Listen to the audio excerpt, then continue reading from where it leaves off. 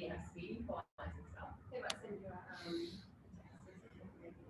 Yeah, no, there's a hub thing that you can set up because my daughter's got it for her partner had to pay his reg on that and then found out there was an extra because he was a client. You get a client number. Yeah. It tells you whether you have any speeding fines or anything. Yeah. But she didn't tell him. So because she's waiting if he gets one and she gets her check she brings. Yeah, she told me to tell you you're the You've got a host. speeding Yes. fine, so you'll freak out. Right, she hung up on me.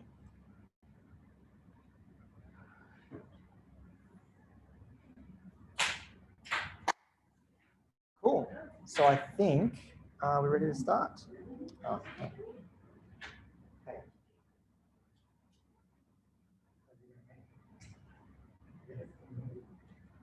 I'm all good. It's all working. It's recording. Yeah, I'm running it off my laptop there, but yeah, it should be okay. All right. Thank you. Thank you. Bye.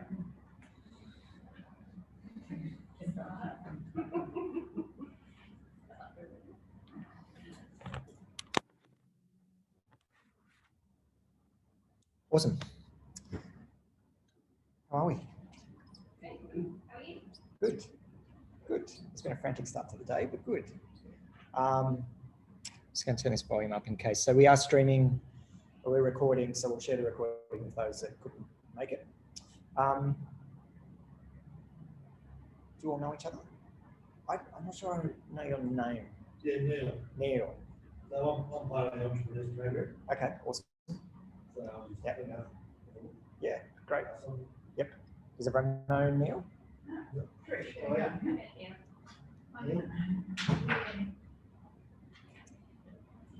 You met? Okay, awesome. Cool. So we're talking about 10x your thinking. Does anyone have an emotional reaction when we say 10x your thinking? Mm-hmm. Is it daunting? Yep. Does anyone think I don't want to 10x my thinking? Oh, you're the other way. You're the other way, like, oh, no, it's 10's too small. It's a funny one though. Sometimes when we talk about 10x, people immediately have a response of, well, I just want my life to be simple. Like there's this implication that if we go for something bigger, everything's going to be harder, which I think is an assumption that we should challenge. And just because we're aiming for something bigger, it doesn't mean it necessarily has to be harder or more complicated. But before we start, I had this little activity here just in case my call went over. I don't know if you've had a chance to write anything down yet, but like just straight off the bat before we start anything, maybe just write down what does 10x thinking mean for you. So I had here for your business, what could you do to 10x your business? You could apply through any lens. So maybe just take a moment, write down how could you 10x your thinking right now? Maybe for you it's not business, maybe it's family life, time with your kids, being a parent, relationship, happiness, holidays, health.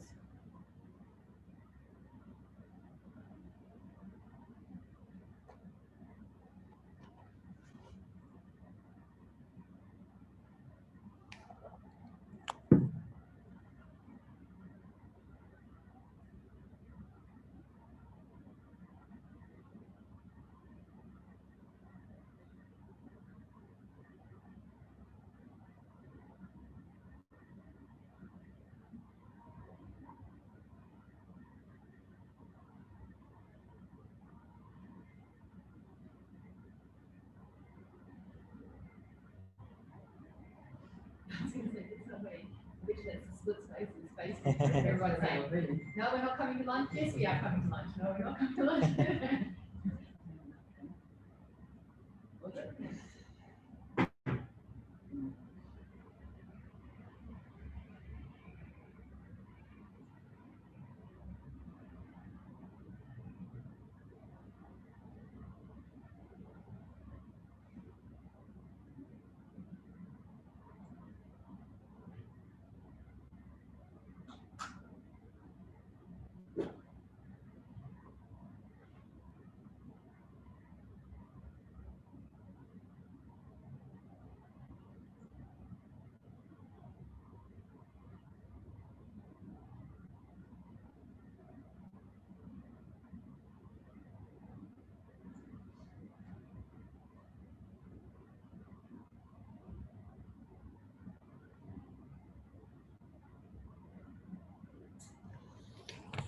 Cool. So part of the reason in doing that is just to reflect on the fact that sometimes we know the answer. So sometimes we know exactly what we should be doing. We know what thinking bigger looks like. We just need to give ourselves permission to do it or to break out of the habit of how we currently think. So what I'm going to go through, I have some different prompts about 10x thinking. Some of these come from the work of Google X, which Google X is a division of Google that does all its moonshot work. So they work on crazy ideas. One of them is Project Loon, which I think I've talked about before, which is to put 300 to 400 balloons up into the stratosphere to deliver internet to every person on the planet. So their goal is to make companies like Telstra totally redundant. Okay, so everything will just come from the sky down. The other work that they've done before has sort of become mainstream, but some of their projects never go anywhere as well. So, you know, they created Google Glass, which sort of became a fad and then disappeared. It might come back one day. But so a lot of the techniques will come from there and from other companies and how they do it. But ultimately, really, it's just a way of thinking. It's just a shift in our normal pattern of behavior of how we think. And a funny thing is that often the way we think is defined, or it's sort of not necessarily defined, but it's caged by the 5 people closest to us. So you would have heard studies that talk about you can actually predict someone's salary based on the 5 people they spend the most time with. You take you average their salaries, and that your salary tends to be the same as them. And so it's not just salaries though, it's the way we think. Like we attract people who think like us, and therefore that's all we hear back and we get quite stuck. So one thing to constantly do is seek new perspectives. Like constantly get a different perspective. Read the book that when you saw its cover, made you want to vomit and like, I don't want to read that book, but read it because it'll challenge the way you think. It'll give you a different perspective. When you're facing something, ask someone you wouldn't normally ask for how they did it or what would they do. But seek those different perspectives. So ultimately as well, you need to know yourself. And so this seems a bit cliche, know thyself. But when we talk about 10x thinking, it's very easy to become focused on like a vanity metric, or we think 10x and immediately we think revenue, add another 0, that's my goal. But really it's about what it means for you. So don't just automatically think, when we start talking about 10x thinking, don't just automatically think about metrics, KPIs, numbers, revenue, income. Apply it to that lens of what do you actually want in life? Like what do you want to 10x in your life? Is it your relationship? Is it family? Is it quality of life for your kids? So as much as I'm going to be talking about business stuff, just use this same thinking for anything in your life, your health, a fitness goal, whatever it is. And knowing what you need. And part of this, I like this picture because they've taken their face off to look at themselves. And part of that is that metaphor that we all wear masks. And in Japanese culture, they talk about 3 masks. So the mask that we wear to strangers and others, the mask we wear to close friends, loved ones, and then the mask we wear to ourselves. Because we all tell ourselves bullshit all the time. It's like, the times for me when I'm most honest with myself, sort of like in the shower, and I'm like, oh, you dickhead. But when you really understand yourself, you can live authentically, then you're not afraid of having these ambitious goals too. You're not afraid of thinking outside the box because you don't care about what people will think. You don't care about their judgment. So in any decision, in everything we do, there's 4 basic parts. And this sounds so obvious. I'm stating the absolute obvious. But whenever we have a choice of action, now first of all, everything we do is a choice of action. It's amazing how many decisions we make every day without realizing we actually made a decision because we're just on autopilot. Like you all picked up your toothbrush this morning with the same hand you picked it up with yesterday. You brushed with the same hand. There's a lot of science that says something as simple as changing the hand you brush your teeth with actually activates a different part of the brain. It then activates a different perception. So suddenly you see things you wouldn't see before. And you can actually do that as a common practice, like keep doing different things. Challenge the way, like, do you put sock, sock, shoe, shoe, or sock, shoe, sock, shoe? Like these little things, we actually make all these little decisions without ever realizing.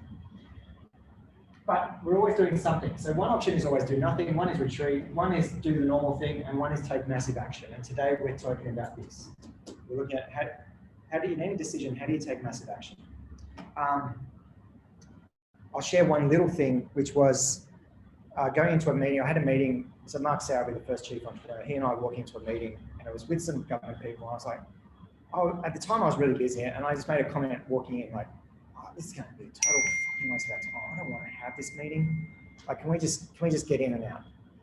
And I actually put his hand on the door and said, no, you're thinking about this all wrong. Every meeting is a chance to take change the next 10 years. I said, how do we make this next hour of our lives change the next 10 years? I was like, oh shit. And then in the room, I saw him do his magic. He's like, yeah, guys, we can talk about what we came here to talk about, but really that's not going to change anything. How do we do this sort of decision? He didn't say massive action. He's like, how do we do this? And then the next 50 minutes, like this most amazing conversation. They left the room on a completely different trajectory. And this is our opportunity every moment. When you're walking into that meeting, you're like, I don't want this meeting. You got to flip your thinking. The 10x thinking is down here. Well, hang on. How do I make this the most amazing 10-year life-changing experience? How might we? That thing you were saying about changing hands. Yeah. I was watching something the other day, and they said that's one of the ways they think they can delay dementia and that sort of stuff, because you're thinking of the outside of your brain. Yeah, I've been reading the same stuff. Yeah, totally. Yep. Brain exercises. Like we do all these other things, and yet we don't actually take care of the main thing that drives our body. But yeah, spot on.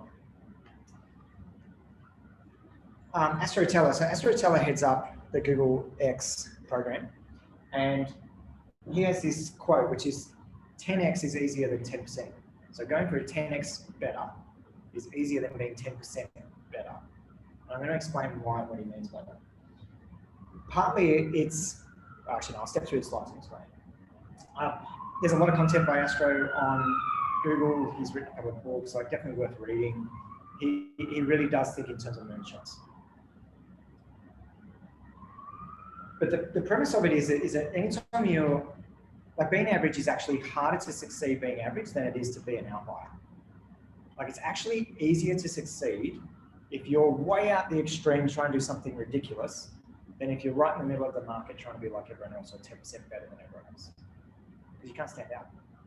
No one's inspired. No one's going to come on the journey. Right? But when you're way out over here, it's like, holy shit balls. I want to be part of that. So these are some of the concepts I'll step through. This is Mark I mentioned before. He has this phrase, you never want to be in the middle of any market. So you think of a bell curve of the market. Most businesses sit right in the middle, in the fat, the most competitive part of the market. They're right there. There's a little bit point of difference between supplier X and supplier Y, but not really.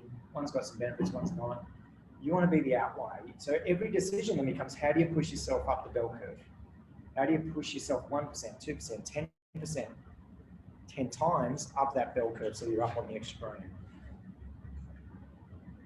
And that's because there's less competition there. You stand out. But it's more than just less competition. It's actually become a magnet. So when you're in the middle, you've got to fight to breathe. When you're on the extreme, you become a magnet. So you guys would know JFK's speech where he talked about putting a man on the moon. And I love this little phrasing, which is, we choose to go to the moon and do the other things that are hard, not because they're easy, but because of the fact that they're hard. And this became a galvanizing statement that so much innovation came out of that era, because now we had a moonshot mission to all rally behind. We had a common cause, we had a purpose, we had a why that was bigger than ourselves. And we've run other sessions where we talk about the importance of having a why, the importance of defining why your company exists, and talking about the impact beyond dollars. Because let's face it, if you're in the market to make money and you're running a fruit and veg store and everyone knows that you're just there to make profit, do you really care about going back to that fruit and veg store? As opposed to someone who's running the most organic, healthy food because they want to change the nutritional trajectory of kids and obesity. Like that person, you want to go buy from a store because they're on a mission. So having a mission, a really bold, out there mission, is really powerful. Because what happened when JFK said this is suddenly every scientist in the country is like, I want to be part of that. Whether they were a material scientist, into geology, astrophysicists, whatever, they all of a sudden, I want to be involved in the space program. There were even, I was watching this documentary on Netflix about the Space Shuttle Challenger disaster, the accident, but it actually went back in history, back to the origins of the space program. And they were talking about how after like this statement, suddenly teachers wanted to be astronauts. Like people who were in other industries completely unrelated to science or at the time like fighter jet pilots, test pilots. They just wanted to be part of this because it was such a moonshot statement. So that's what I mean. When you have a 10x goal that's out there, you become a magnet. We all talk about getting talent to join. Where do I find a co-founder? Where do I find the best developer? They are drawn like flies to honey to something like this. They want to work on epic, cool stuff. So BHAGs, if you haven't heard of a BHAG, big, hairy, audacious goal. When you are struggling for talent, be working on something really challenging. So it's one of the most common questions I get asked is where do I find a technical co-founder? Where do I find a developer? Where do I find a coder who's happy to write code on equity? It's really hard for someone who has that in demand to want to come and work on an app for, I don't know, something random. I don't know what's a random app like dog walking, as opposed to working on something that's going to, like crypto right now, it's disrupting the banking industry. Like sexy tech, challenging problems, big problems that are hard to solve, that attracts the best talent. So having big, hairy, audacious goals will help you attract people to your mission. Same with capital. So we've talked about capital raising before, but when you're going for investment, an investor's looking for a 10 to 100 times return. They know, so an angel investor knows when they put money into 10 companies, one will make their money back. So that sort of thinking means they're looking for companies that are going to be the outlier on the bell curve. They're looking for companies that are going to go huge. So they invest in every company believing it's going to go huge. They know the risks that likely 70% won't return money. And this is why you have to have a big, hairy, audacious goal. And this could be the difference between saying we're going to own 100% of the market in Mackay versus we're going to own 15% of the global market. And we'll talk about some of those market opportunities. The other thing is with having 10x goals is if you fail, you're still probably far more down the path than the original goal. So, if you fail at just 1x, you're still at the starting point of your original goal. Still at the end point of your original goal. So having something big means even if you fail, you'll probably be better off. But the other thing is, people don't judge you when you fail at something ridiculous. So if I said, like Elon Musk, right, like trying to get people onto Mars, now if he never achieves that, no one's really going to laugh at him like, oh, you said you'd get us to Mars and you didn't. But someone who says, I'm going to build a dog walking app and then it fails, it's sort of like, yeah, well, that was stupid, wasn't it? Like when we fail at simple goals, that's when people judge people. When we fail at something huge, it's like, far out respect, you gave it a go. It's a psychology, right? So there's actually less risk doing this. It's you don't have to explain how to get there. No, you don't. With the 10% one you do. Exactly. So Yes, exactly. It's so true. It's so true. We talked about that. So how do we actually do 10x thinking? So this is what we're going to do as an exercise. So this one is really, it's not a long workshop today. It's really just to frame you with some thinking. And we're going to spend a bit of time going through each of these. So first of all, actually, before we get into these, it might be good to hear, like, when you heard the 10x you're thinking, what made you actually come to that? Like, what was it, like looking back at your list at the start, like what was it you were looking to 10x? Anyone want to share? Or were you just bored on a Friday and like... I suppose to me, I see lots of businesses do their incremental change. Yeah. And then some of them take a big jump. A big jump is where it gets exciting rather than follow everybody else is doing, just do incremental. Yep, totally. And sometimes it doesn't have to be new, it just has to be new for whatever your area is. Yeah. I used to be in the Air Force and our technology was way ahead of anybody else, and now that sort of stuff's catching up and people doing that sort of thing. Yeah, exactly. And often, if you're just doing incremental change, the person that's outside, like the disruptor that comes into the market with a completely different way of thinking, tends to wipe out the incremental change. It's hard to keep a competitive advantage as opposed to like 10 times it. There's an interesting thing you made me think of too. So some of the best Michelin star restaurant chefs, as soon as they get their star rating, their award, they immediately kill that menu and start a new menu because they know the life cycle is, well, great, we've got this recognition, but we need to constantly innovate. We can't go off that. Now we're just in a state of decline. Once you reach the award, now we're decaying. So you have to reinvent. So it's a constant game that doesn't stop. Yeah. Yeah. Okay, I'll go. I was thinking, why I want to do it is that I probably from having talked with Aaron one-on-one, I was like, we're going to try and get like 150, 200 people to be a part of the program that I had, and then we had this discussion because I want to help people make their life better and healthier. And so what happened was that it actually affects my wellness. But the more people I get, I need 150, 200. So if I only worked out, we need like 200 people for me to work with to make the right amount of money to do what I want to do. So then we talked about, well, why don't I use my skill as a trainer to train one person that then can go do the three.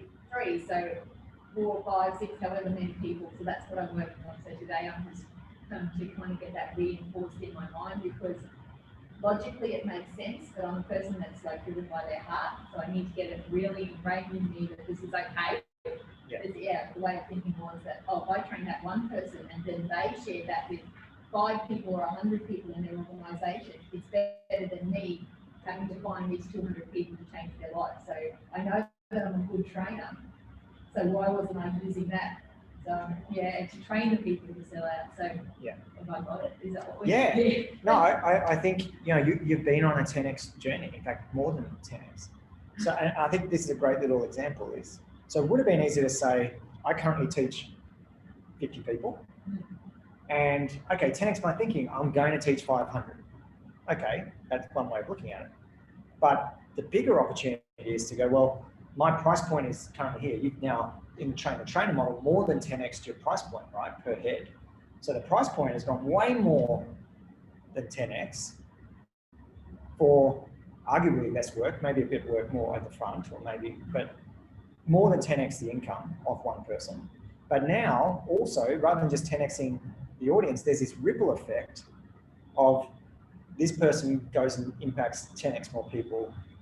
This person goes into 10x. So ultimately, you're just like 100x impact and more than 10x revenue. Which then connects with my values of what I want to achieve. Yes. Which is what I want to achieve, and I think that that's important to me. Like everyone has their different thing. And I have 2 businesses, so I'm blessed that I don't have to think the dollar signs completely at the moment, which I'm now to do that. But yes, I think that it goes with what I want to achieve. My ultimate achievement is to have all these people doing wellness activities. Yeah. But yeah, it just hit me like, so I'm in the process of adjusting it all. So yeah, just like a franchise. yeah, except they don't actually, like the franchise, the people to have the stress in relation to the franchise. I'm actually providing, probably a lot like that, but less stressful. The idea is that they actually enjoy what they do. Yeah, because otherwise you have people that learn from you and then separate and do their own thing and compete with you. Yeah. Oh, that's always going to happen. Yeah, but it's like I get a lot of tradespeople that train their apprentices. Apprentices get trained, and then they start their own company up with competitors. If you set up a franchise, you have all the systems and you just pass it on to people that go to the next level. Yeah. It happens to us all the time where people come through our program and then they go out and spin up their own program. But our view is we just always will out of Yeah.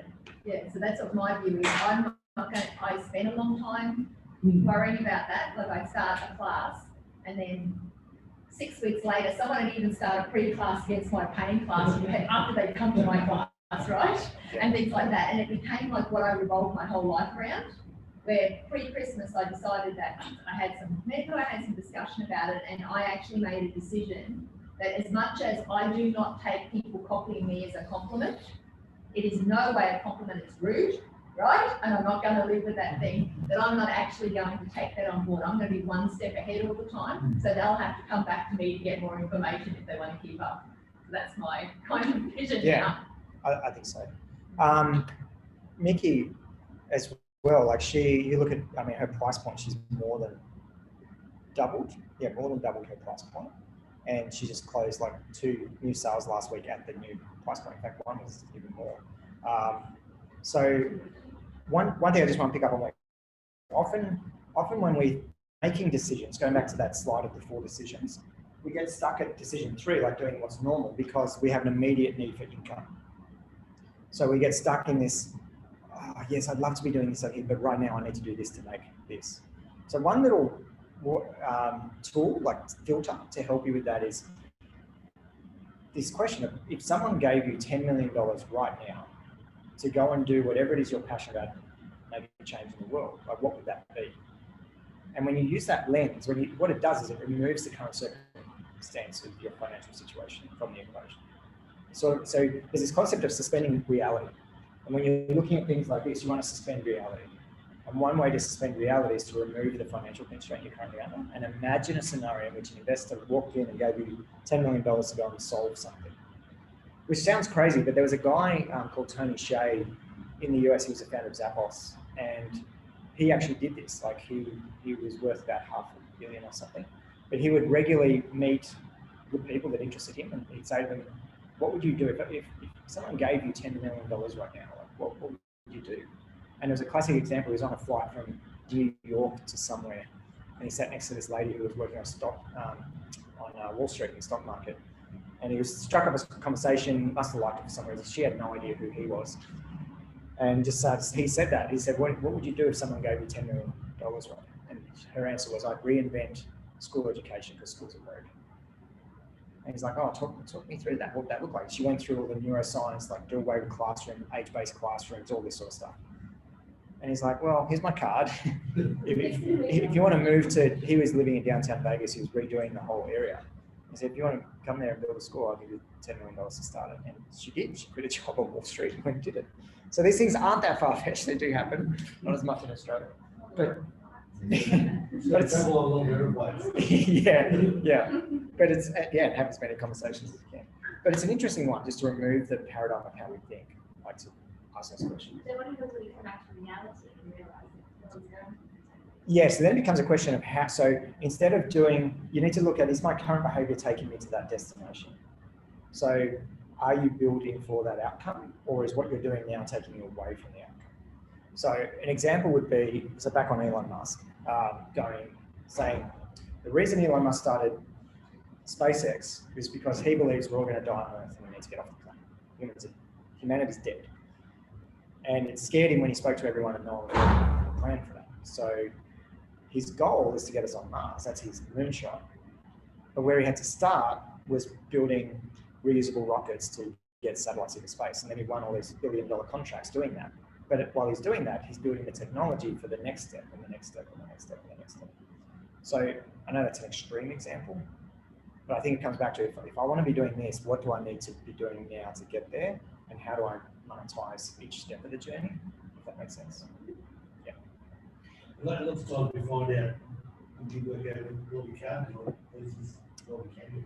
Yeah, and I think it's a practice. Like this has been my sort of topic of the week is a lot of people wait to feel what they should do, like feel right to do something, as opposed to you have to go and do a heap of things to find what feels right. And was it you guys talking about last night? Body before mind? Was that our conversation? Yeah. So I'm a huge advocate of, so many people wait for the mindset, the motivation, the feeling to take an action. It's actually, we have causality around the way. It's do the physical thing and then you'll have the feeling. Like I notice I go to the gym, it's like, I don't want to go to the gym. But I tell you what, when I go to the gym, I feel motivated to go to the gym. So it's the action has to precede it. What we're going to do now, we're just going to do this as an exercise. So this is really the crux of the workshop. Then I'm going to talk after this about some going global market stuff. Let's spend, how do we feel about, say, 2 minutes on each? Does that sound okay? So let's start with this one. 10x your impact or value. Now, this is really subjective. You can say, what the fuck do you mean, Aaron? So this is like the outcome of what you do, like but it's also something meaningful to you. So whatever it means for you, it doesn't matter, there's no right or wrong. How would you 10x your impact or 10x the value that you deliver?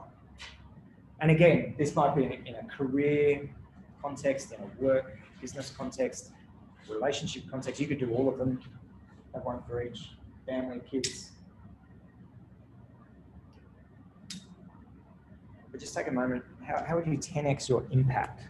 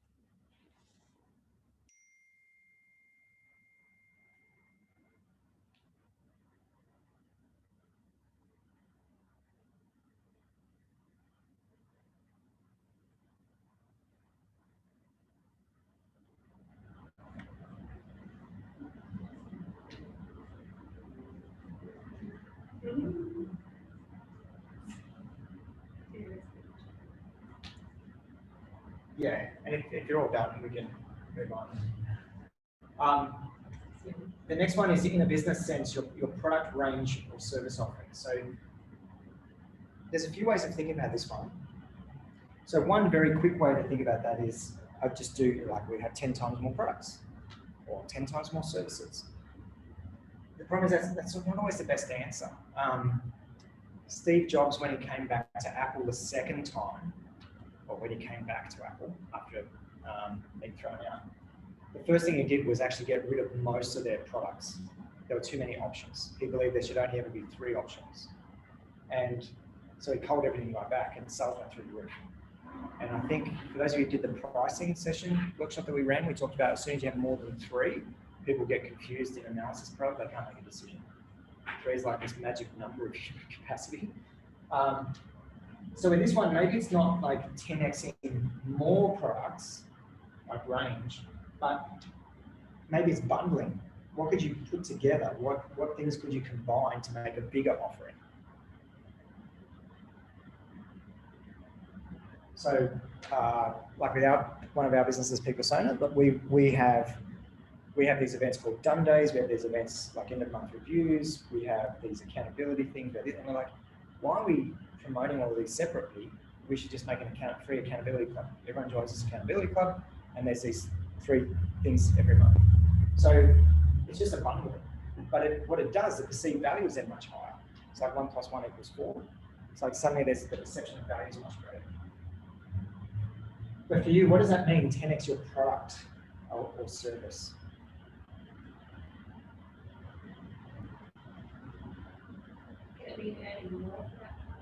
Yeah, so we're going to talk about price next.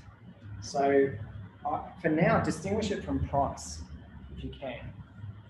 And another way of thinking about it is, going back to the first one, how do you deliver 10 times more value to your customer?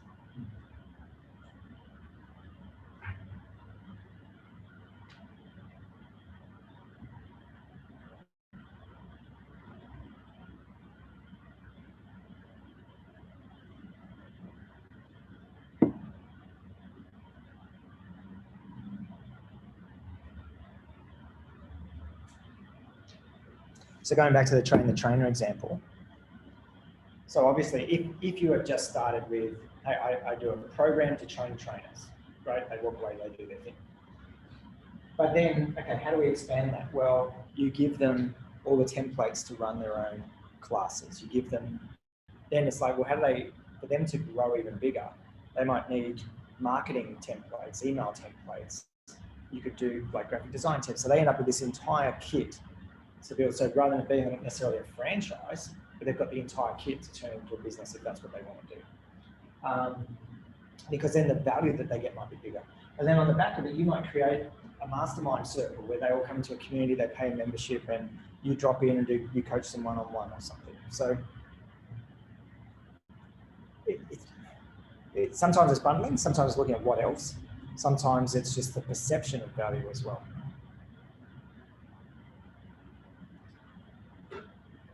Next, we'll look at price point. So I'll give some examples here. So with our peak persona programs, when we first started our first program, I want to say it was $70.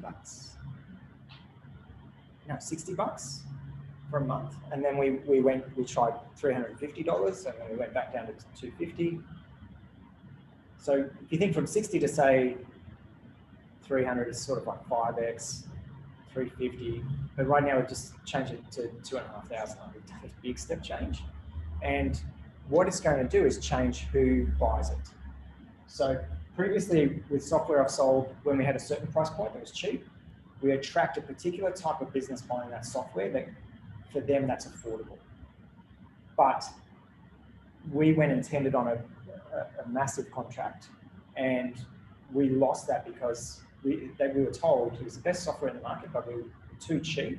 There is no possible way we could service their needs at the price point. And again, it's perception of value, but it was a big lesson. So we slowly increased the price of our software each year. We put it up and up and up. Sometimes we'd do a massive jump. And what we found was it became firing customers. We were firing this type of customer.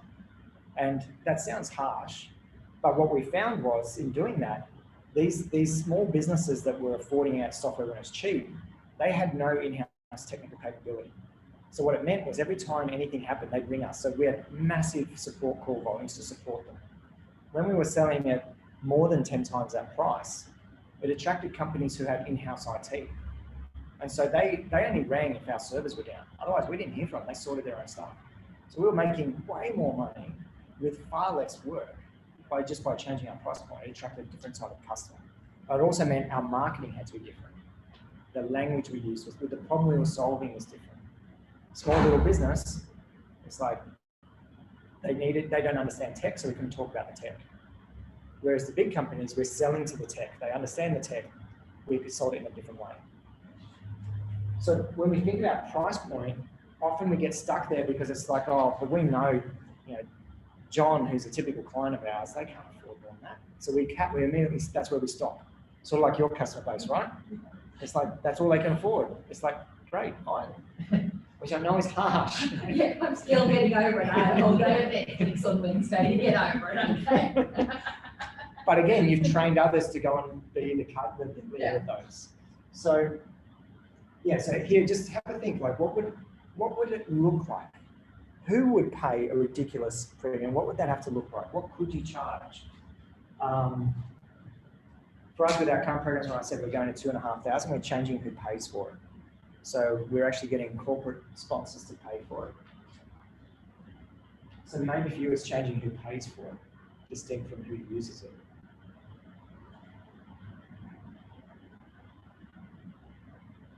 I know I'll keep talking while you guys are writing, so don't let me stop you. But it comes back to a lot of the stuff in the pricing workshop. If you didn't see the pricing workshop, it's I assume Deb shared it in the Splitspaces YouTube or something. But this concept of perception of value, when I think I mentioned the example of when you're going on a date, and if you're not a wine connoisseur, you buy that slightly more expensive bottle of wine just because it's it's a significant anniversary or something.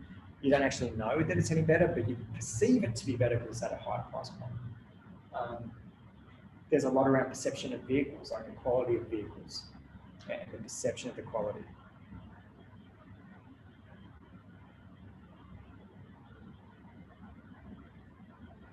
The other thing with this one is it's an experiment. So what I would say is just keep experimenting. Keep putting new prices out there, keep putting new packages out there, new bundles, and see who buys it. The other thing to take note of, like we said in the pricing workshop, is when you introduce a more expensive item, people will shift buying your other items. So people tend to buy the middle price point of whatever you offer. So if you want to sell a $2,000 watch, put it next to a $10,000 watch. Don't put it next to a $50 watch. Because the human psychology is we all want to be that little bit frugal. We justify to ourselves, oh, I didn't splash out because I didn't buy the $10,000 one. It's like, yeah, but you just bought a $2,000 one. So experiment with your prices. Ties into what we were just talking about with your customer type. So this is something we talk about, like, you know, changing who the customer is. So who's the customer? And again, if you're selling to an individual, well, how do you stop selling to an individual? How do you sell to a group?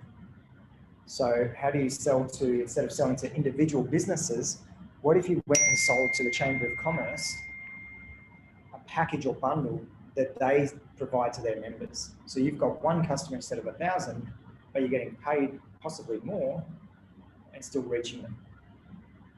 So changing the customer type, the archetype of the customer, can be a huge one.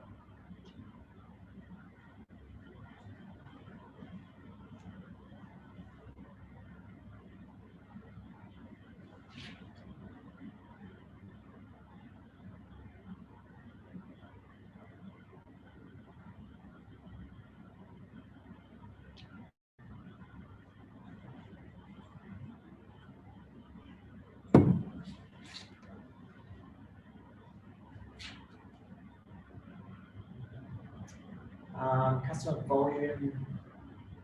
We might talk about that one in the next section when we talk about markets. But often we make the mistake of thinking like who we have reach to. We think about particularly like we know people in Mackay, that's our network, that's who we sell to. How do you think bigger? How do you think of different markets and reaching different markets than elsewhere? So, you know, what is the epicenter of the universe? Where's the biggest cluster of and most dense population of your ideal customer? This one sort of ties back up here, but the point we make on this one, 10x the customer experience, isn't just in terms of the product or its value, but the entire experience. So from the moment they place an order on your site, you know, what if immediately they got a phone call off you? It's just a nice little touch. Hey, I'm the founder of this business. I'm just giving you a bell. Really great, you're a first-time customer. Just want to say hi. Thanks for buying our product. I just recently bought a second motorbike, and it's an Aussie company out of Melbourne, and their experience was amazing. Like every straight away you get an email with a video from the founder of the company saying, "Thanks for supporting an Aussie business. This is my family. That's my dad in the background, and we do this because we want to change the way motorbikes are built in Australia. We want to build an industry. Like, you're supporting that." Like, it was just a really nice touch. And then to get these regular updates. So how do you wow the customer at every single step of the way? Tony Hsieh, who I mentioned before, wrote a book. I'm going to forget what it was, but I think it's called Delivering Happiness. But he talks a lot about how do you wow the customer at every single touch point. How do you create new touch points to wow the customer? Isn't it a thing where people value service more than they do quality? So you can have a bad product and really bump up the service by talking to them all the time. Yeah. Fix things up. Business is relationships. It's how we make people feel. So if you make people feel amazing, they'll tolerate even a crappy buggy product. So yeah, how do you wow them at every step of the way? And again, this comes back to if you've got a big, ridiculous moonshot goal and they're bought into the goal, what you're actually supplying them is sort of less relevant, if that makes sense. Like if you buy into this, like Patagonia. So when you actually read the founders of that, why they started it and their philosophy behind the materials that go into everything that they produce in adventure wear, it's like, I want to buy that stuff because I want that. I want a planet in which that exists, in which a clothing company thinks in that way.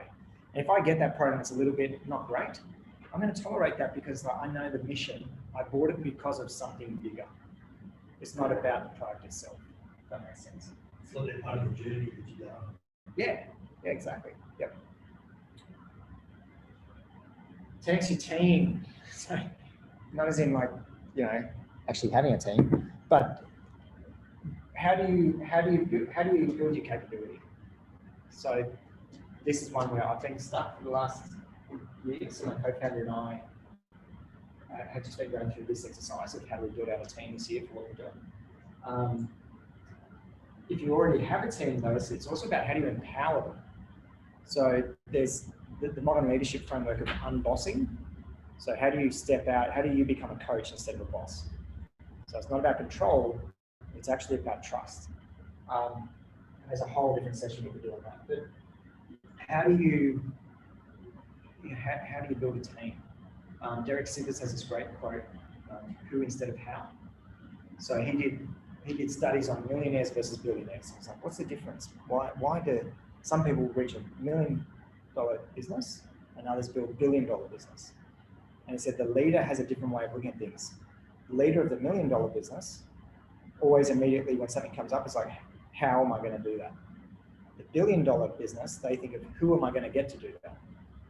So that's how you ultimately scale, is building a team, getting other people to help. Which comes to this last one, which is 10xing your ask for help. And there was a conversation last night, I can't remember who I was talking to, but we were talking, this for her was a big one, which is, she learned this year, like you have to ask for help, and you have to ask for help, and you have to ask for help, and be very specific. So not just going, hey, I'm working on this, if you can help. It's like, I need someone who is connected inside Economic Development and Council. Oh, I know someone who knows someone, I can make that happen. I need someone I need a graphic designer for like 2 hours work. Because then people know how they can help you. You need to be really good at asking for help. And I know help is this word that we can also have an emotional reaction to, because we don't want to be a burden on others. We don't want to be seen to not knowing what the hell it is we're doing. But again, this comes back to, if you have a mission, a great purpose, you're going to want people doing it. You're going to want people smarter than you doing it. So ask for help. So look, they're just 8 prompts of thinking exercises you can do. Ultimately, 10x thinking, like I said, it's more shifting your entire perspective of how things work. And one way we often get stuck is that we can't see how we're going to do it. It's like, great, Aaron, I've got this like moonshot now on my sheet of paper. I'm going to 10x this, but then there's that daunting thing of, hang on, how the fuck am I going to do that? Or you go back and tell your business partner or your life partner, and they're like, are you crazy, man? How are you going to do that? It's not going to happen. And that's where we get stuck. So you need to have this, entrepreneurs have this inner locus of control. So successful entrepreneurs have an inner locus of control versus an external locus of control. External locus of control means things happen to me. I'll wait and see what happens and then I'll give it a go. Or my tea leaves said this, like they're externally directed. Internal locus of control is I've decided, therefore it's going to happen. It's like, well, what if they don't see what ifs? They're like, no, I've decided it's going to happen. Yes, shit will come up, but I'll work it out. So anytime you hit those roadblocks, people struggle with 10x thinking, and remember, people close to you struggle with you having a 10x goal because they want you to stay where you are. When you've got a moonshot, particularly in a relationship, this plays out all the time. If you've got a moonshot, that's a fear-based trigger for them. It's like, well, I risk losing you if you go off and have this amazing 10x journey. So you need to also include people on it, which comes back to fear, as well as help. It's like, how do you share your journey and vision with others? Going back to Mark Sowerby, I mentioned him a fair bit, but so he swam in this channel, so he had to train for 2 years, swimming every day for 2 years. to train for the channel swim.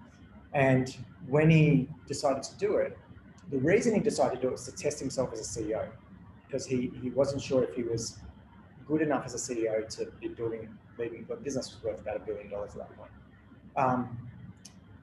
But then he went home and had a conversation with his wife, Heidi, and said, I want to do this, but I don't want to do it if the whole family's behind me. I don't want to do this where it's me doing it. And so their model in their families, every time they have a goal, the whole family, that's their family goal. So when Mark was swimming for the channel, 2 years, that's the whole family's behind that. And then his wife, Heidi, who's this ridiculous ultra runner, she wanted to do the Kona. And so they got behind her, training for Kona. And now it's the kids' turn. So the kids went and played rugby all around the world. They travel with the kids to play rugby. And so you need to have these conversations at home. Now that's an extreme in all the, swimming the channel. But you're all building businesses, so make sure you're having those conversations of, here's my vision, darling. This is what I'm doing, this crazy shit. When I come home and cry, please don't tell me to quit and go get a normal job. Like this is what I want to achieve. It's hard. I understand it's hard for people who are entrepreneurs to understand this crazy batshit stuff that we do. It's not normal. Like if you're not an entrepreneur, you don't get it. So yeah, at this point, I should have in here as well. Like that last piece is bringing others on the journey, making sure they're on the journey with you. And most people like that. They do, yeah, honestly do. Yep, absolutely. Absolutely. So like, they said about getting rid of customers, right? And kind of like that. Well, since I've told my family this, everyone was like, thank goodness it's been running dragon. Oh, my new idea, everyone is on board. So they all knew, only way before me, and was so Just too scared. just too scared to tell me. So yeah, it's amazing when you sit down and have a conversation with them and take them with them instead of thinking, well, yeah, because I was getting every time he was crying, oh, you don't need to do this. Where now it's like, oh, you needed that Netflix day, darling, so that you can do this. Well, no worries at all, but could you just send this one invoice for me? Yeah. I do a lot of stuff with like small business with husband and wives. Yeah. It's amazing it's the first time they've sat down and decided what they want vision. Yeah. Yes, yeah, it's amazing How how many many. go different directions. Totally. Yep. Yeah, I've seen it all the time. Partnerships, business relationships. They've actually sat down and had that conversation. Yeah. That's the other thing your comment actually made me think of was often people have advice for us or they see things and they know you're getting stressed out by doing this shit, but they don't say it. But when you have a really good, open, transparent, vulnerable conversations on a regular basis, people will feel more comfortable actually telling what they really think. And it's great because you get perspective. It doesn't mean you have to do it. It doesn't mean you have to take it on. It doesn't mean it's right. But if 16 people are telling you the same thing, maybe you should start listening or do a little experiment to test and see. But that only comes, you have to lean into that. You have to lead it. And it's the same with your clients and customers. They probably have all this feedback they want to give you. But if you're not calling them once, twice a month, just for a general chit chat, you're not creating a safe space for them to do that. I had a experience recently that a company sent me an email to provide feedback. And I just had some dealings with them. Yeah. And I know the people that run the company, so I wrote feedback, positive feedback. This was a great experience. However, it's slight delays and as soon as I sent that in, I got a phone call. Yeah. Coming in and like giving me excuses of why they're delays. Yeah. And I felt like saying, why did you ask for feedback? Yeah. You know, Yeah. how do you use feedback? Yeah. Because what I was getting a picture of is they only wanted good feedback. Yeah. And they hadn't given me those, excuses as reasons when the delays all happened. And Yeah. it was just bizarre. But Yeah. pissed me off. They should have just said thank you. Yeah. Really appreciate it. Yeah. We'll take that on board and therefore we're doing this. Yeah. But no, there was this whole barrage of excuses. And then finally the next day I got another email saying, thanks for that feedback. Would you like to leave a Google? I don't know, you want to or not? I gave you feedback. It was honest. Yeah. So funny. Yeah, so like, it's really weird because then you get an organisation that's done that, you give them back feedback to say how can they help you better. Yeah, and I had exactly the same experience with an organisation I'm working with, which then they took the defence because they're hard to get staff. They weren't even going to tell my feedback to their staff member because they're scared their staff member might leave and get upset. Even though their staff member is just lost on the customer because if the journey was, they're so lovely. Yeah. But the journey was, yeah, so it was really interesting. Yeah. And when you don't listen to what people's. Humans are massive. There's an entrepreneur in the US, I can't remember his name, but he has this little thing, is he doesn't listen to the people who pat him on the back. He wants to spend time with the people who call him an asshole. So someone had a go at him on Twitter for something, I can't remember what the business did.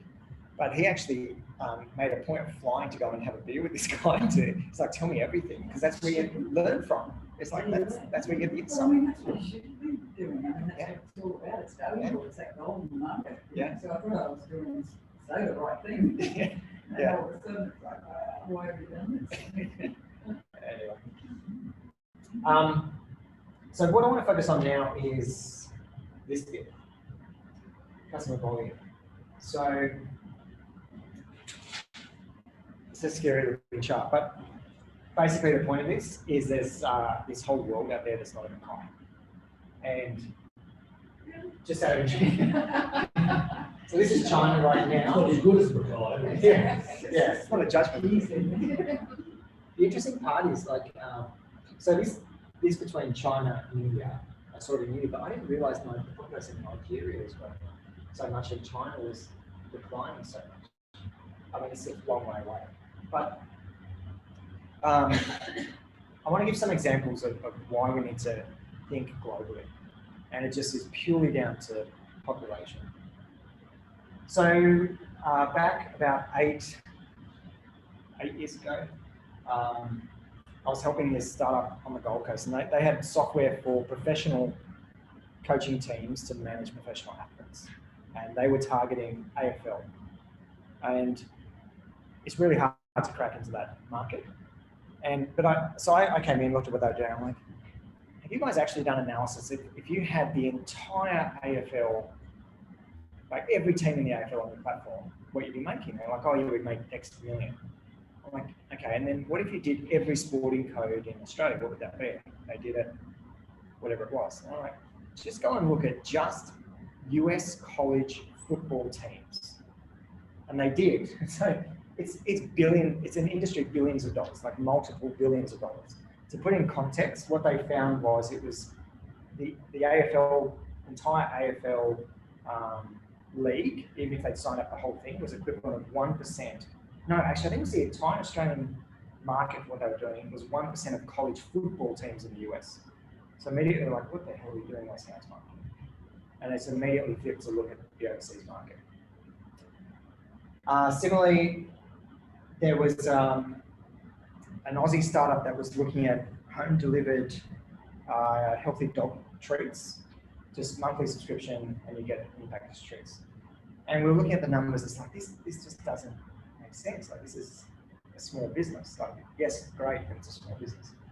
And then I happened to be at I happened to be at 500 Startups in the US, which is an accelerator over there. And there was a team pitching, they did exactly the same thing. They'd only been going for 3 months. They'd only launched in the LA CBD with one billboard in the middle of the city, and they were already making 50 grand a month profit, recurring profit, like on subscriptions. That was profit, not revenue. I just think, the marketing that they would spend in Australia to reach our tiny population is spread out over so many areas, as opposed to one billboard in the center of LA and they're already doing 50 grand a month profit after 3 months. So it's just like market density is critical. The other thing is, so you need to look at the type of customers you have. Here in Australia, we're very high tech adoption. So you might not know this, but Facebook, anytime there's a new feature that they release, they actually release it in New Zealand and Australia first, before anywhere else in the world. So this happens every day, like little bug fixes, whatever. The version gets released first in New Zealand and Australia. The reason is, there's a couple of reasons. One reason is we're very high tech usage, very tech savvy. But also, if I fuck it up, it doesn't matter because the rest of the world is so much bigger. We're so small. But yeah, you really need to think about where your customers are and the type of customers you're trying to attract. And then where are they most densely concentrated? The thing with going global though, it's not as simple as we just put a website up and now we're global, which is what most Aussie companies do. They just, oh, my website's available everywhere. This is eHarmony in the UK. So if you just take a look at a few things, it's a couple, it's probably pretty hard to make out the photo itself, but two people, they're not Caucasian, they're inside, they're in warm clothing, and the tagline, the brains behind the butterflies. And this is the 2 shots of the Aussie one. So I don't think the guy looks particularly Aussie, but you know, he's there with the golden retriever. They're both beach shots, outdoor, active, different age group. And even here, like notice for the guy's side, when you hit as a man, it's you're signing up for free, like the emphasis on this is free. Whereas when the female demographic hits, the word is trusted, right? So they're speaking to different people. But just notice like the difference. You can't just go and put a website up globally and go, there, I'm done. The nuances of culture, the nuances of imagery, people need to see themselves in the photo. It's really important also. Really important to be speaking to the customers in that market. We talked about a previous session when Facebook launched, they didn't just go, all right, world, we're open. When it started, it was Harvard only. You had to have a Harvard email address, then it was Stanford. But then even after that, they opened locations, like cities at a time. Because there's no value in there if I'm on here in Mackay and no one else in Mackay is on there, but there's people from Kazakhstan, it's like, what do you do? So there's actually a lot of reasons to launch strategically city to city and actually restrict who can access your platform and then target a market. We can talk a lot about this international stuff. I'm happy to go individually through it as well. The other part of going global though is there's a ton of free support that we just don't use enough of. So all of you, well, I'm not exactly sure what you're doing, but I think all of you could go global with what you're doing. So absolutely yours, like train model, you could be global. So what you can do to work out, well, there's a lot of questions in that. It's like where, what market, where, and how. And so there's support. If you don't know, Austrade run landing pads. So these are spaces in San Francisco, Tel Aviv, Hong Kong. It was in Berlin, they were turning up moving into London. You can apply to be in their program. In a pre-COVID world, you would actually apply, get on a plane, and you go live there for 3 months. But now they're running a lot of virtual programs. So right now they have a program that will help you get pitch ready to pitch into the US, for example. And that's pitch not just investment, but like pitch to customers and that sort of thing. But they offer a ton of free support. They exist to help you go global. Trade Investment Queensland, if you haven't heard of them, it's an awesome government body. They have trade commissioners all around the world. I think they have 20 trade commissioners. And the trade commissioners have teams, and they exist as well to help you enter the market. They will also help you with research. So if you come to them and like, I'm export ready, I'm looking for what market to enter. Do you have any research on a particular market? They will actually give you all that research. They pay Deloitte, I think it is, on a retainer, 2 million a year or something like that, just to do research for companies to help enter markets. I can speak, so the UK team is phenomenal. Done a lot of work with them. The US Trade Commissioner is actually a very high profile Aussie startup ecosystem champion, Vicky Forrest. She's amazing. She's helped so many companies go into the US before she was Trade Commissioner. It's just a massive weapon that we have that we don't use enough.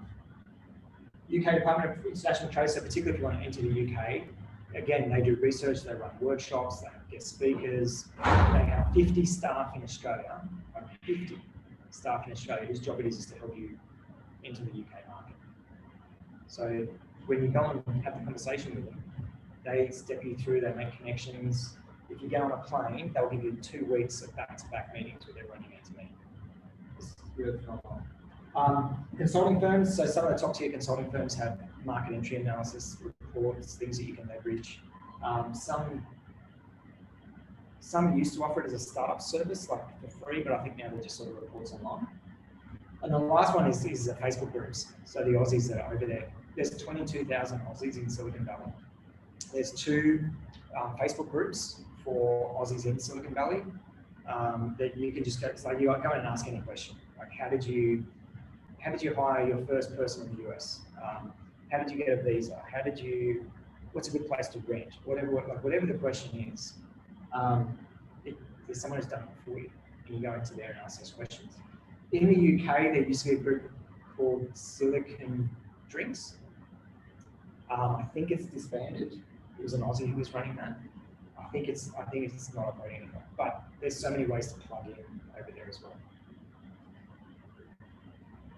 I think if you really want to build a business that's got a decent audience and growth, thinking internationally. My experience is it's so much easier to sell overseas than in Australia. So I don't know if any of you have experienced this, but you go and sell to local council your widget, and they end up going with some overseas or interstate. We have this bias in Australia that outside of the family is better. And so I've seen companies set up a Silicon Valley-based, like California-based company, and then sell back into the Australian government and win contracts that they previously didn't win, just by virtue of, well, now we're in Silicon Valley. And the thing is, places like the landing pad, you can put that as your address, put your shingle there, set up an entity there, they help you through all that process, and then you can actually sell back into the Aussie market with this prestige perception. I'm not saying you all have to do that, by the way, but I'm saying these are models that people do. The other thing is, internationally, Aussies are really highly respected. So Aussies have a reputation for undersell, overdeliver, as opposed to Americans who oversell, underdeliver. So people who know Aussies are really receptive to us entering the market. In the Asian market, like any sort of Australian natural goods, Australian made or Indigenous connection products are in really high demand.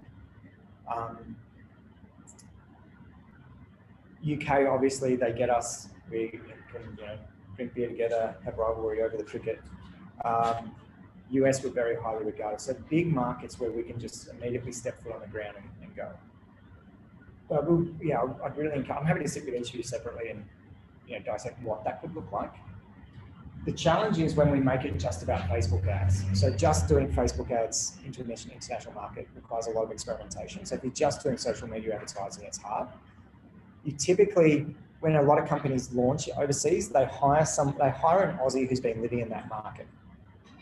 Because what that gives is that the Aussie factor, they understand us and how we speak and how we work. But they have been living in that market where they understand the market. So they understand the locals, they understand what's needed. So that tends to be a good first hire for most companies that are growing a team internationally. Usually also one of the founders typically goes over. Not always, but that tends to have a pretty high success rate. But again, you can do it all from here. So you absolutely can build a very successful global business from right here. You guys want to know Sharon. So the company that she's part of, Atlantic, they sell most of their software overseas. They sell a lot into Mexico, to the US, into Canada. Red Eye Apps, based out of Brisbane, sell a lot into the US now. For them, it was a lot of getting on planes, and now they've got sales teams over there. But I do encourage you to make use of the services that we have to actually help you go global. Yeah. No, I don't think I do. Yeah, awesome. Yeah, that's awesome.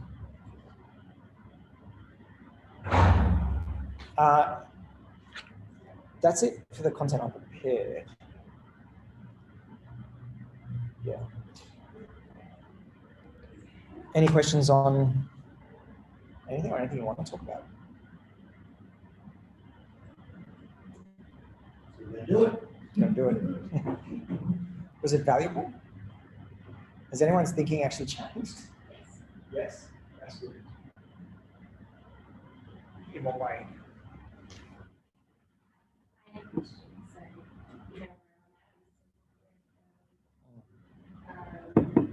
So you start thinking about these things now, or do you wait and see and then figure it out and then grow? Yeah, so can't we start thinking globally? well, you can. So what I'd say is both. So I think like go global day one. So you're thinking should be global. So your thinking is the markets. So don't create a product you can't scale. Yeah, well, your first version of the product won't be scalable, that's fine. So you don't have to build for scale immediately, but definitely on the trajectory. But the difference is, your question is really a good one around where do you start? So start with the lowest hanging fruit, like whatever's most easiest to validate, whatever you have at arm's reach, start there. So if you have access to 10 real estate companies and 2 property developers and this and that, and that's all here, use that. Start there because it's going to get you faster. You're going to get going faster. Rather than saying, oh, I'm going to target LA, or maybe for you, it's like Dubai, where there's a massive explosion, residential property development. So rather than going, well, I'm going to do Dubai straight away, knowing nothing about the market and having to build a relationship, that's really hard. Yeah. But to know that Dubai is on your roadmap, and here's on my road, and I'm not saying it necessarily is, but that's my little understanding. But to know I'm going to go here, here, here, here, but I'm going to start here. She's local, she's there. That's right, yeah, make big mistakes. Yeah. Yeah. Well, you have that trust, see? So they know you and they're trusting you. So you can start, and stuff will be buggy, the wheels will fall off, that's okay because it's you. So you'll execute much faster. Yeah. Yeah. But there are people who literally start global day one, they don't even sell into Australia because the size of the market. Yeah. Yeah. And corporates here think very differently. There was a study into like timeframes that Australian CEOs think about innovation. That's like 12-month horizons, whereas overseas most are sort of 3 to 5 years, and then in third world countries they think in 20 years. So if you're selling something that's a bigger, like not an R&D project, but has a big life cycle, it might actually be easier to sell it overseas than here. Yeah. We took AgTech, 13 regional Queensland AgTech companies to Israel, and they closed a deal on that trip with PepsiCo, who they've been trying to meet with in Australia for years, going nowhere. And one meeting in Tel Aviv, they closed the deal for $2 million. But it took a trip there to do it because in Australia they don't get it. They just, and not by fault of them. I'm not saying anything disparaging. It's just they don't have the experience. Whereas in Israel, the 2 guys that are there for PepsiCo, that's all they do every day, is do deals with startups. So they just, for them, it's like another. Yeah, exactly. So again, if you were doing something for enterprise or a multinational, I would say get on a plane to Tel Aviv, go straight there. Don't even waste time getting a flight to Sydney. Yeah. You look at it with Apple guys and credibility. Yeah, completely. Yeah, that's why people balk at trade missions as junkets, but when a premier or a minister goes on a trade mission, it opens so many doors. It's this credibility to get into places. Yeah. Yeah. I'm wondering about the team, the capabilities. I have people around me that could actually do parts of what I'm doing. Yeah. But because I haven't got because I'm redoing, it gets scary to get them involved. Yeah. Right, because you don't want to go, oh, well, I'll pay you when I finally get someone, because I don't think that works really well. Yeah. So it's how do you bring on to either you invest in their time and put that as your capital and using that in there. So I'm thinking that maybe one of the things about encouraging my team would be to have them right from the beginning, rather than we start something and then they have to catch up. Yeah. And my words might be the same as them, so you actually spend more time and energy catching people up. Yeah. And I've learned that from my Tai Chi class in town, when Jess was going and doing classes that were in my name. Yep. That poor woman had to work 3 times as hard because everyone just kept on saying that you do it differently from the air. Yeah. So because of COVID, it actually got classes to close down. So when we redid them, I sent her, I'm nowhere near them. I actually don't go anywhere near them. Yeah. And so now it's her classes, and she's actually commented to me on the difference in running them. Yep. So I'm starting to think of when I've got these people in mind to, if I get this many clients, I will bring those people in to run it. Yep. Maybe I should be bringing them in to, because they will thinking, well, I'm going to get those Yeah. people, so I'm going Yeah. to need them. Yeah, so it depends a lot on what they do and what they can be doing now in labour. Yeah. But that question of, when you bring someone in as an employee to pay, like as a paid employee, as opposed to equity-based, for example, or a co-founder. So the broad way I'd answer it, so it's a bit of an extrapolation from what you actually asked. Yeah, But- that's kind of what I meant, yes. Yeah. So a co-founder is someone who's going to be, they're taking the risk with you. So both of you are risking it equally. Typically, co-founders don't get paid at the start, and when they do get paid, it's often you paid less than your team. So it's quite common for the team to come in and be staff to be paid more than you as a business owner in the early days. So the co-founders are both taking the risk, and they both make decisions on the business, but there's an element of risk-taking and decision-making. They're very interested in the destination, so they'll pivot their roles. So co-founders will do whatever needs to be done and just change and go. Versus an employee who's paid for their time, they tend to do this, like they'll have a defined role definition. So for Peter and I, when we started this business, Peak Persona, 3 years ago, if we'd hired someone at that point, who we needed then is very different to who we need now. So as co-founders, we took the time to work out, experiment with the business. What is it? How are we structuring it? How do we deliver it? And only now, 3 years later, that's taking a bit of time, is when we're actually building the team and bringing employees in. But you can pay, so then the question becomes, so employee is like, they don't want to take risk. They're there for immediate return. Co-founders taking risk, but they want long-term gain.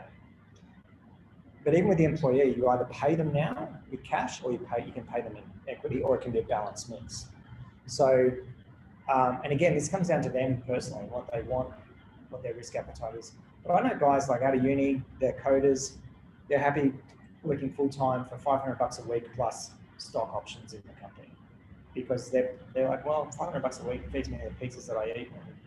I'm going to take instead of what I'd normally be earning at market rate, I'll take the rest as equity, and hopefully the company will go somewhere one day and I'll make money out of it.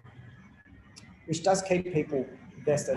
We can go in all sorts of ways to structure that and everything else, but it does keep motivated. Yeah, yeah. I keep mentioning Mark Salby, but he sort of mentors me with a lot of stuff, and I love this concept of how do you turn your employees into thinking like a business owner. Because you want this is a high-performing team. Everyone in the team thinks like they own the business, and one way to do that is to actually give them a share of the business. Actually, there's a great local business, Accubus. 2 mates of mine, they founded that and they sold it. But every year they get the company valued, and they would issue shares to everyone in the company because they wanted their staff to have some interest. And the more time you spent there, obviously that built up. So yeah, I think it's an important question. But in terms of, like in the early days, if you need someone to do something, like outsource it, get a part-time person, pay casual hours, do whatever you need to do to get stuff done. The hardest part as an entrepreneur is you constantly have to scale your time. Like you get stuck in it instead of on it. You've got to constantly scale your time. And that means, like, team doesn't mean employees, but whether that's, you train the trainer model, getting them out to facilitate stuff. So you have 20 of them doing day to day what, you would have been able to do a fraction of that before. Yeah. But keep scaling. Yeah, that's what, like, because we have this group training, I know that these people could come in and do the group training on certain things, especially on the tech support, like how to use Excel, right? Yeah. Yeah. Which is interesting, that how to use Excel is about as long as course for this. Yeah. How to use Excel. I could get this other person to come in, but do I get her to, and she could write the training materials for it. Yeah. But do I just then go, oh, here's a lump sum for writing it. This is how much I'll pay you to deliver it. Keep her as an employee, get it nice and tidy like that. Yeah. Rather than, because I know that if I co-found someone that will take the risk, I know these people won't take the risk. Yeah. So it's a little metric that helps me. Come up with an hourly rate, say $500. But if you were getting paid $500 an hour, would you outsource these tasks to someone else? So when you think of it that way, it's like, if it's just a little administrative task, that means I can't go and bill someone $500 now. So yeah, I should just get someone else to do that. So if you stick to your lane of genius, like what is it that's unique about you that you can't hire someone else to do? You want to spend most of your time there, and everything else you want to get someone else to do.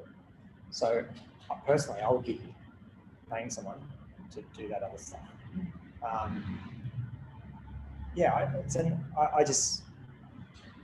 This is what we're going through at the moment. Like we just need to build a team to go and do these things that, one, we're not naturally good at, but two, even the things that we are good at, we still shouldn't be doing it. Just because we can isn't a reason we should. Yeah.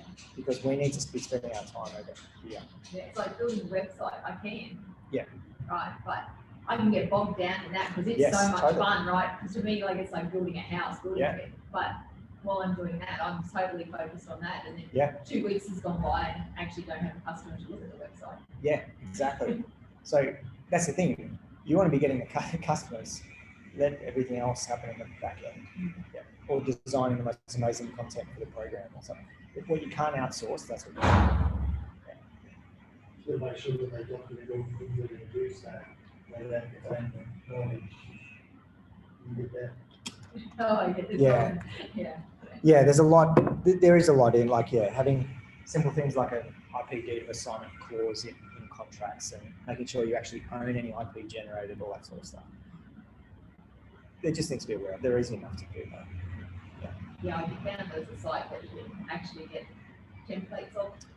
Yeah, there put in are. What you want. Yes. And I was like, oh, Yeah. that was much easier than that. It was Yeah. like $75 for a contract, so you can say that covers your.